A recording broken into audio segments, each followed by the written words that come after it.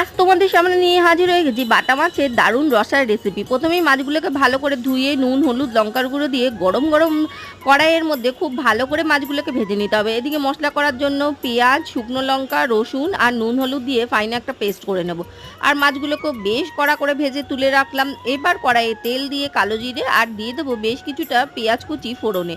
পেঁয়াজ কুচিটা খানিকটা ভাজা ভাজা হলে এর মধ্যে বেটে রাখা মশলাটা দিয়ে দেবো। বেটে রাখা মশলাটা দিয়ে আরও খানিকক্ষণ নাড়িয়ে নিয়ে এর মধ্যে একে একে গুঁড়ো মশলা দিয়ে দেবো, লঙ্কার গুঁড়ো ধনের গুঁড়ো হলুদ গুঁড়ো আর পরিমাণ মতো নুন আর সামান্য একটু মিষ্টি। মিষ্টিটা কিন্তু রান্নার ব্যালেন্সের জন্য। এরপর মশলাটা আরও খানিকটা কষে আসলে দুটো বড় সাইজের টমেটোকে পেস্ট করে এর মধ্যে দিয়ে দিয়েছি। তারপর দিয়ে দেবো বেশ খানিকটা কাসুরি মেথি। কাসুরি মেথি দিয়ে আরও খানিকক্ষণ নাড়াচাড়া করে ভাজা মাছগুলো দিয়ে মশলার সাথে ভালো করে মিলিয়ে নিয়ে ওপর থেকে বেশ খানিকটা জল দিয়ে দেবো, যতটুকু তোমরা ঝোল রাখতে চাও। এটা যেহেতু রসা গা মাখা হবে। তারপর ঝোলটা ফুটে উঠলে ওপর থেকে চেরা